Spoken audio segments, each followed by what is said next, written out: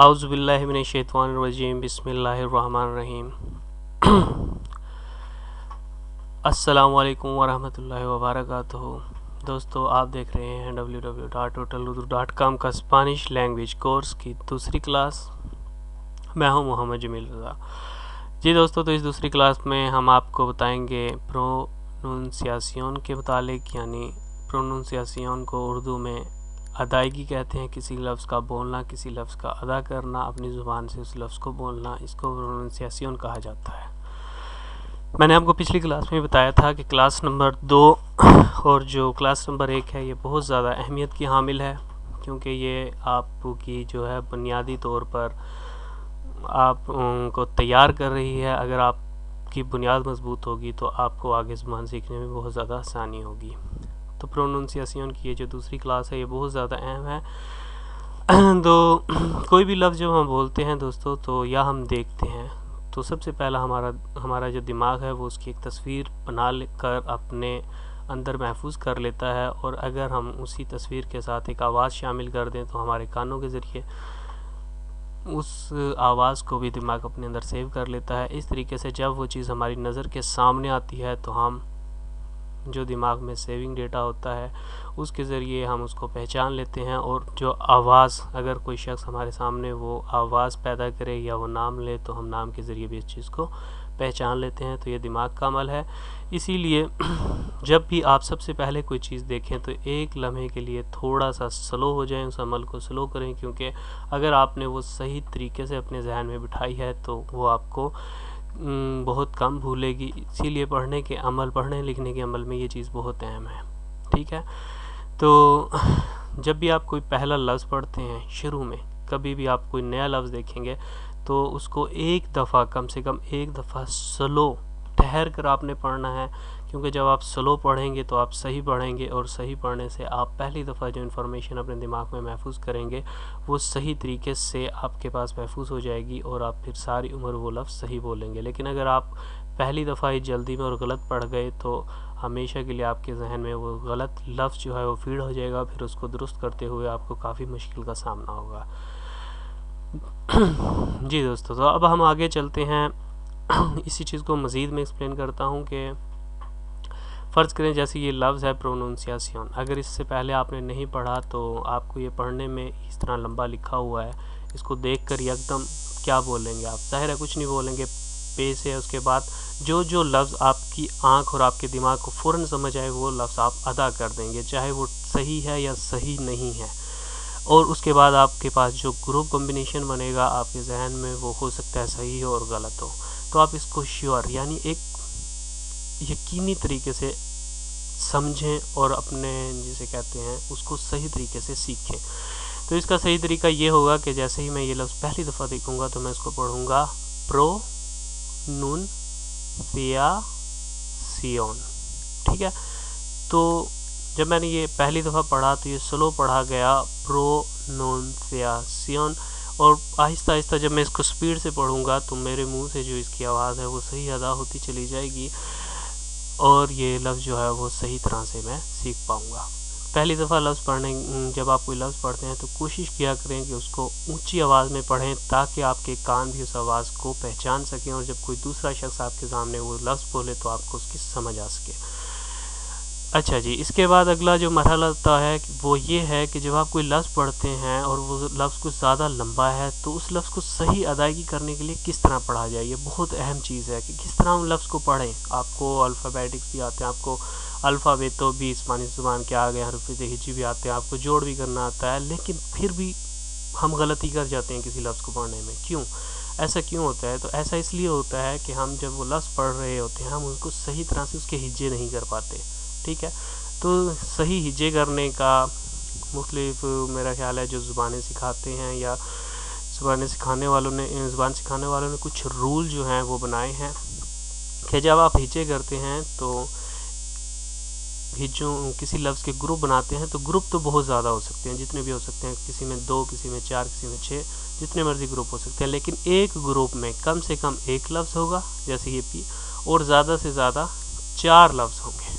ठीक है, जैसे ये 4 लफ्ज़ हैं, इनसे ज़्यादा का ग्रुप आप क्रिएट ना करें। अब फ़र्ज़ करें ये ग्रुपिंग है क्या चीज़, तो इसकी मिसाल ये है कि जब आप लफ्ज़ पढ़ते हैं प्रो, ये एक ग्रुप बन गया जो कि आपकी ज़ुबान आसानी से अदा कर रही है, प्रो। अगला ग्रुप बनता है नून, ठीक है ना, जिसमें आपने एन ए ऊ और एन ए को इस्तेमाल किया और ये बना नून, प्रो नून। तीसरा ग्रुप हम बनाएंगे फिया, प्रो नून फिया। चौथा ग्रुप हम बनाएंगे फी ओन, ये इसको कहते हैं असेंतो, ये जो ऊपर टिक लगा हुआ है इसको कहते हैं असेंतो, और इसका मकसद जो होता है वो इसको कहते हैं थोड़ा सा लफ्ज़ को खोला जाए, इसको कहते हैं असिएंतो अबिएर्तो, ठीक है ना। इस लफ्ज़ को थोड़ा सा मज़ीद खोला जाए तो इससे अदायगी में जो है वो फ़र्क पैदा होता है। तो ये स्पेनिश में जिस तरह हमारा कोई ज़ेर ज़बर से इफ़ेक्ट पैदा होते हैं, तो इसी तरह असेंतो इनकी ज़ुबान का वाहिद, जिसे आप कह सकते हैं कि एक अफेक्टिव लफ्ज़ को अफेक्ट करने के लिए, उसमें कुछ असर डालने के लिए असेंतो का इस्तेमाल किया जाता है। और जो असर वो है वो ये होगा कि इस लफ्ज़ को थोड़ा सा लंबा कर दिया जाता है, जैसे इन्फॉर्मासियोन, ठीक है, ओन, इस पर ज़ोर डाला जाएगा लफ्ज़ के ऊपर अगर आप किसी लफ्ज़ के ऊपर ये असेंतो देखें तो। जी, तो फिर ये ग्रुपिंग हो रही थी, तो ग्रुपिंग में था प्रो नून फिया फियोन, ठीक है। फिर हम आहिस्ता आहिस्ता इस ग्रुपिंग को स्पीड से पढ़ेंगे, तो हम पढ़ेंगे प्रो नून फिया फियोन। तीसरी कोशिश में हम इसको और स्पीड से पढ़ेंगे, प्रो नून फिया फियोन। चौथी स्पीड में हम इसको और स्पीड से पढ़ेंगे, यानी चौथी दफ़ा प्रो नून फिया फियोन। इसके अलावा यानी हम 2-3 दफ़ा जब इसको रिपीट करेंगे तो हम सही तौर पर ये लफ्ज़ अदा कर पाएंगे। तो दोस्तों इस सिलसिले को आगे बढ़ाते हैं, और ये मैंने अल्फ़ाबेतों के हिसाब से आ बे से के हिसाब से कुछ लफ्ज़ रखे हैं ताकि आपको इन अल्फाज की जो ये आवाज़ अदा करते हैं, जो ये आवाज़ निकालते हैं, जैसे आ, ए जो है इसको आ कहते हैं स्पेनिश में, कौन सी आवाज़ पैदा करता है, बे, तो ये आवाज़ जो पैदा करता है बे, तो वो किस तरह की होती है। फिर है से, तो इससे आपको थोड़ा बहुत जानने में आसानी होगी। और उसके साथ साथ जो मेरा मकसद है वो ये है कि हम अल्फाज को जो ग्रुप बनाकर, उनके हिज्जे बनाकर हम उनको सही तरीके से बोल सकें, और जब ताकि हमारे सामने जब भी कोई लफ्ज़ आए तो हम इसी रूल के तहत उस अल्फाज को ऊंची आवाज़ में बोलकर अपने कानों को उसकी आवाज़ सुना दें, ताकि वो शख्स हमारे सामने कोई और शख्स जब वो बोले तो हम उस आवाज़ को पहचानते हों और सही तरीके से पहचानते हों। और सही पढ़ने का तरीका भी यही है। तो पहला लफ्ज़ हमारे सामने है आबियर्तो। आबियर्तो कहते हैं कोई चीज़ खुली होना है, जैसे ला पुerta está abierto, दरवाज़ा खुला है। तो आबियर्तो के हिज्जे करते हैं आ बी एर तो। इसमें देखा आपने कि हर जो ग्रुप था वो 2-2 अल्फाज का था, जबकि पहला ग्रुप एक अल्फाज का है, एक लफ्ज़ का है, यानी आ बी एर तो इस तरीके से आपने लफ्ज़ पढ़ने हैं, और हर लफ्ज़ अगर आप इस तरीके से पढ़ेंगे तो आप बिल्कुल सही तौर पर उसको अदा करेंगे, और सुनने वाला कभी आपको ये नहीं कह सकता कि जनाब आप ये लफ्ज़ गलत बोल रहे हैं। ठीक है, एक्सेंट की वजह से गलती हो सकती है, लेकिन लफ्ज़ बोलने में आप गलती बिल्कुल नहीं करेंगे। तो ये था पहले लफ्ज़ आ बी एर तो। इसी तरह हम सारे लफ्ज़ों को पढ़ेंगे ग्रुपिंग करते हुए। दूसरा लफ्ज़ है हमारा ब्लांको। ठीक है, ब्लांको का मतलब सफ़ेद होता है, तो इसके हम हिज्जे कुछ यूँ करेंगे ब्लान को, ठीक है ना, ब्लान को। तो इसमें 2 ग्रुप बने, पहला ग्रुप जो था वो 4 अल्फाज का बनाया, दूसरा हमने 2 अल्फाज का। अब ये किस तरह पता चलेगा कि हम 4 का बनाएं या 2 का बनाएं, तो ये आपकी ज़ुबान आपको बताएगी। फ़र्ज़ करें जैसे मैं इसका पहला ग्रुप 3 का बनाऊँ, या पहला ग्रुप में मैंने बनाया 3 अल्फाज का ब्ला, अब मैं दूसरे ग्रुप में एन को किस तरह अदा करूँगा, बहुत मुश्किल है। नको निको नहीं समझ आता इंसान के किस तरह ये पढ़ा जाएगा। तो ज़ाहिर है अगर आप और शॉर्ट कर दें इसको तो आप करेंगे बल आन को, तो बी और एल को आप किस तरह पढ़ेंगे, बल। तो इसकी कोई समझ नहीं आती है, ज़ुबान आपकी और दिमाग आपका दोनों कंफ्यूज हो जाएंगे, और आपको खुद ब खुद इल्म हो जाएगा कि ये अदायगी सही नहीं हो पा रही। या फिर हम दूसरे तरीके से इसको कोशिश करें, बे, तो बे क्या है, बे तो आप खींच कर ले गए हैं, जबकि इसके आगे अल्फाज मौजूद है। अकेला बे होता तो पे पढ़ने में कोई हर्ज ना था, लेकिन इसके आगे भी लफ्ज़ मौजूद है, तो इसलिए आपको ग्रुपिंग कुछ इस तरह करनी होगी कि आपकी ज़बान उसको अदा कर सके।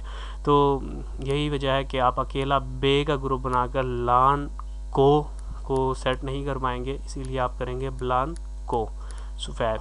इसके बाद तीसरा जो लफ्ज़ है हमारे पास वो है सेरादो। सेरादो का मतलब है बंद, जो बंद हो चुका है या बंद है, ठीक है। तो सेरादो की ग्रुपिंग कुछ यूँ होगी, से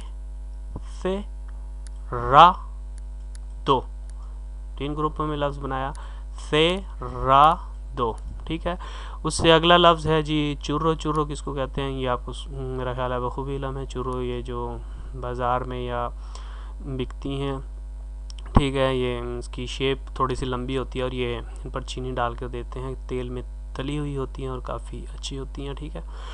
तो उनको चुर्रोस कहा जाता है। तो चुर्रो का लफ्ज़ बोलने के लिए हमें जो कम्बिनेशन करना है वो कुछ यूँ है, चू रोस, ठीक है ना, चुर्रोस, डबल आर है, चुर्रोस। इसके बाद हम अगला लफ्ज़ है दे दो। दे दो हाथ की उंगली को कहते हैं। तो इसके दो हमने ग्रुप बनाए, दे और दो, दे दो। तीसरा लफ्ज़ है हमारे पास एलेफांते, ठीक है जी।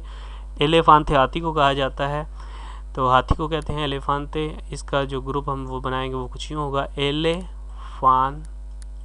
इस तरीके से जब ये 3 ग्रुपों को हम इकट्ठा पढ़ेंगे तो लफ्ज़ बनेगा एलेफांते, सही लफ्ज़ पढ़ा जाएगा। आगे लफ्ज़ है फुंदामेंटल, ठीक है। पहला ग्रुप फुन, दूसरा ग्रुप दा, तीसरा ग्रुप मेन, चौथा ग्रुप ताल। तो जब इन सब को हम इकट्ठा करेंगे तो बनता है फुंदामेंटल। फुंदामेंटल किस चीज़ को कहते हैं, बेसिक, फंडामेंटल जिस तरह का होता है किस चीज़ की बेसिक, किस चीज़ की बेस को कहते हैं कि हाँ भाई इसकी फंडामेंटल क्या है, कि इसकी बेस क्या है। अगला लफ्ज़ है खिरार। खिरार कहते हैं घुमाने को या घूमने को। तो इसको हम पढ़ेंगे खी और फिर रार, खीरार।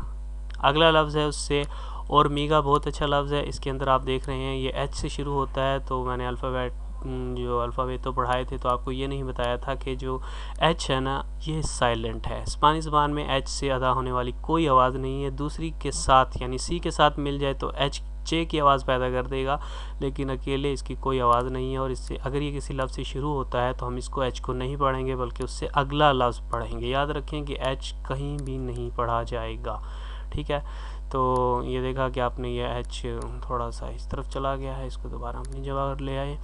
तो अब यहाँ पर हम ज़ाहिर है एच नहीं पढ़ेंगे, तो लफ्ज़ क्या होगा, और मीगा। और मीगा चूंटी को कहा जाता है। अगला उससे लफ्ज़ है इनफॉर्मासियोन। इनफॉर्मासियोन, इनफॉर्मासियोन का मतलब मालूमात होता है, आपको अच्छी तरह मालूम है, इनफॉर्मासियोन। उससे अगला लफ्ज़ है खारा, जो कि खोता से शुरू होता है, खा फिर डबल आर और ए है, खारा, ठीक है। डबल आर को हमने पहले पढ़ा कि रे पढ़ते हैं, तो खारा हो गया ये लफ्ज़। खारा का मतलब होता है जग। आगे है जी किलोमीटर। किलोमीटर यानी किलोमीटर को कहते हैं।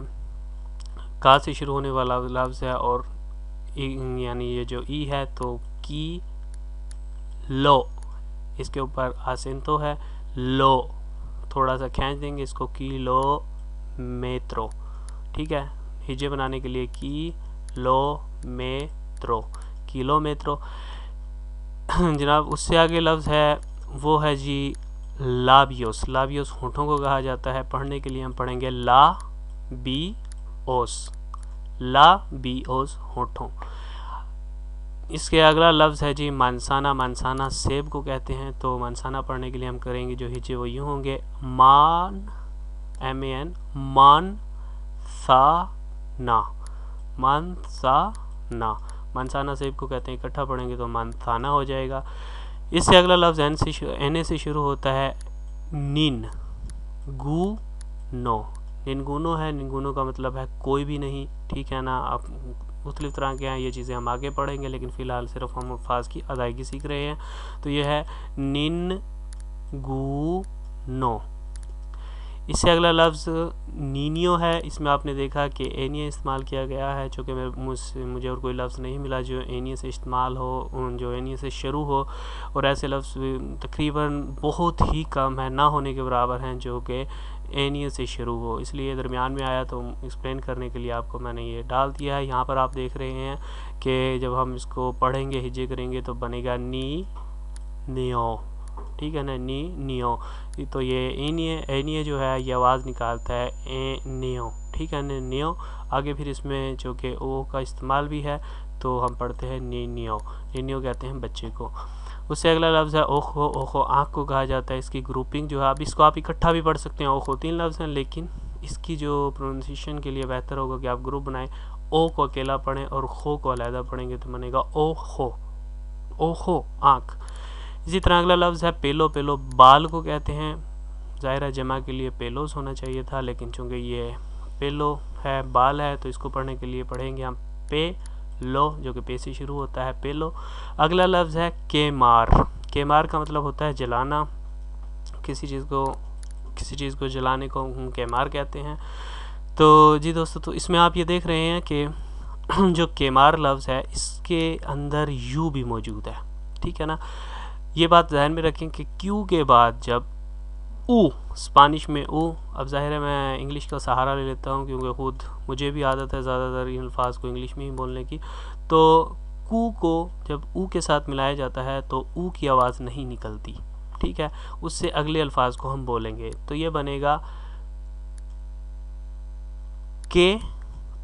कू को ए के साथ मिलाना है, यू जो है इसमें साइलेंट हो जाएगा, तो ये बनेगा के और फिर है मार, के मार, ठीक है ना। तो आपने ऊ जो है इसको प्रोनाउंस नहीं करना, इसको नहीं बोलना, ये साइलेंट है, इसकी कोई आवाज़ नहीं होगी। तो हम डायरेक्ट इस कू को ए के साथ मिलाकर लफ्ज़ बनेगा के पर, क्योंकि क्यू जो है, कू जो है, इसकी आवाज़ जो है वो के, प्रोनाउंसिएशन जो होती है इसकी आवाज़ जो है वो के है, तो इसको हम ए के साथ मिलाएंगे तो ये बनेगा के मार, इसका मतलब जलाना है। अगला लफ्ज़ है हमारा जी रातोन। रातोन चूहे को कहा जाता है, तो इसको जब हम अदा करेंगे तो कुछ ये होगा रा तोन, ओ पर थोड़ा सा ज़ोर देते हुए इसे लंबा करेंगे, रातोन मतलब चूहा। अगला लफ्ज़ हमारे पास है सोरप्रेसा। सोरप्रेसा मतलब आप किसी को सरप्राइज़ देते हैं, हैरान करने वाली चीज़, तो हैरान कुन चीज़ को भी सरप्रेसा कहते हैं। आप किसी को जब अचानक कुछ शो कराएं तो वो थोड़ा सा ताज्जुब में आ जाता है, तो इसको सरप्रेसा कहते हैं, ठीक है। तो सरप्रेसा के जब वो हम हिज्जे करेंगे तो वो कुछ यूँ होंगे, सोर प्रे सा, सोर प्रे सा, ठीक है। अगला लफ्ज़ है तोकार। तोकार का मतलब है किसी चीज़ को छूना, टच करना। तो तोकार के हिज्जे होंगे, ये ते से लफ्ज़ शुरू होता है, तो कार, तो कार। तो से जो आपने देखा, ये से जो है ये काफ की आवाज़ भी पैदा करता है, तो इसीलिए तो सार नहीं कहेंगे, तो कार कहेंगे, क्योंकि ज़्यादातर जो अल्फाज पैदा करता है वो काफ की ही पैदा करता है। इसके आगे लफ्ज़ है ऊनियोन, जो कि ऊ से शुरू होता है। ऊ आपको पता है ऊ की आवाज़ निकालता है, तो ऊनी, ऊनी ओन, ठीक है। ओन पर जोर देंगे और थोड़ा सा लंबा करेंगे तो यूनियन, यूनियन को कहते हैं, यानी थोड़ा इत्तेहाद को कहते हैं किसी चीज़ के। उससे अगला लफ्ज़ है बोलवेर। बोलवेर का मतलब है वापस आना, तो उबे से ये लफ्ज़ शुरू होता है, तो इसकी जो उबे जो आवाज़ निकालता है वो है वे की, ठीक है ना, वे। वोल यानी वाव जिस तरह हमारी ज़ुबान में हो गया तो ये निकलता है वोल वेर, वोल वेर। तो इसके हिज्जे करेंगे वोल, 3 लफ्ज़ों का, और दोबारा फिर 3 को, तो हम पढ़ेंगे वोल वेर, यानी वापस आना किसी चीज़ का। अगला लफ्ज़ हमारे पास डब्ल्यू है। डब्ल्यू से शुरू होने वाला लफ्ज़ है। डब्ल्यू को स्पेनिश में हमने पढ़ा था ओबे दोबले कहते हैं, ओबे दोबले कहते हैं। उबे दोबले से शुरू होने वाला लफ्ज़ और इसके आगे एच है, तो हमने पहले ही पढ़ लिया कि एच की कोई जो है अपनी आवाज़ नहीं है, बल्कि ये हर लफ्ज़ में साइलेंट होता है। तो और डब्ल्यू जो है ये भी वाव की आवाज़ ही निकालता है, जो कि आप ये देख लें कि ये वो है और ये वी है, ठीक है ना, क्योंकि इसके आगे आई का इस्तेमाल है यानी ई का इस्तेमाल है, तो विस्की यानी ये वी जो है ज़रा स्ट्रॉन्ग वी की वाव की आवाज़ निकालता है, और जो वॉल्वेर था ये ज़रा सॉफ्ट वाव की आवाज़ निकालता है। ठीक है, तो ये है विस्की, क्योंकि एच इसमें साइलेंट है, तो ये है विस, WIS। ठीक है, विस उबे दोबले ई ऐसे विस, फिर आगे आता है का ई, तो एग्रीगा है ये एग्रीगा जो आवाज़ निकालता है वो ई की निकालता है, तो लफ्ज़ बनेगा विस्की। इससे अगला लफ्ज़ है जो कि 21 से शुरू होता है, जो कि 21 से शुरू होने वाले अल्फाज तकरीबन बहुत ही कम है, बहुत मुश्किल से मिलते हैं। तो इसमें एक लफ्ज़ जो है वो है ज़ीलोफ़ानो। ठीक है ना, ज़ीलोफ़ानो 21 से आवाज़ जो निकलती है वो शुरू में अगर ये है तो ये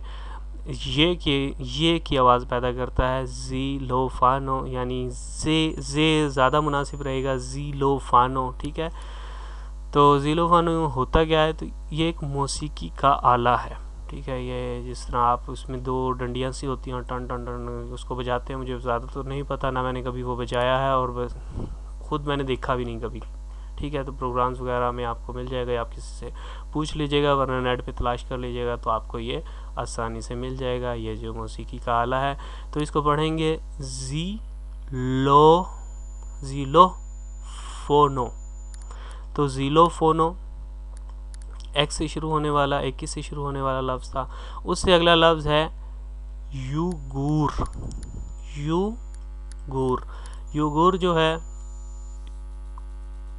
योगूर जो है सॉरी मैंने गलत पढ़ दिया, ये है योगूर। योगूर जो है वो दही को कहते हैं। एक रिएगा से शुरू होने वाला लफ्ज़ है, तो अगर एक रिएगा किसी लफ्ज़ के शुरू में आ जाए और बाद में जो भी लफ्ज़ हो, तो ये वाई की आवाज़ ही पैदा करता है, यानी यू की ये की आवाज़ पैदा करता है, यू गूर। ठीक है, तो जिसको पढ़ना होगा वो होगा यू गूर, दही को कहते हैं। उससे अगला लफ्ज़ हमारे पास है जो जेड से शुरू होता है, यानी फेता से शुरू होता है, तो हम इसको पढ़ेंगे सोरो। सोरो कहते हैं लोमड़ी को, लोमबड़ को या लोमड़ी को सोरो कहा जाता है।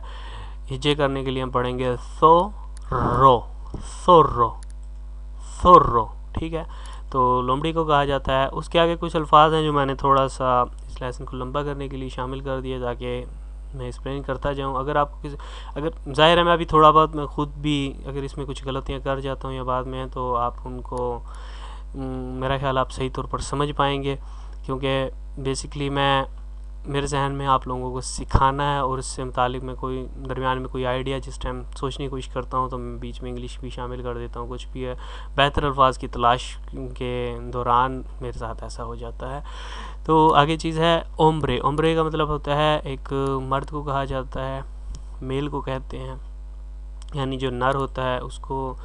लेकिन ये जो ओम्ब्रे ख़ास तौर पर इस्तेमाल किया जाता है वो एक मर्द यानी एक इंसान के लिए इस्तेमाल होता है, किसी जानवर वगैरह या किसी और चीज़ के लिए ओम्ब्रे का लफ्ज़ इस्तेमाल नहीं कर सकते।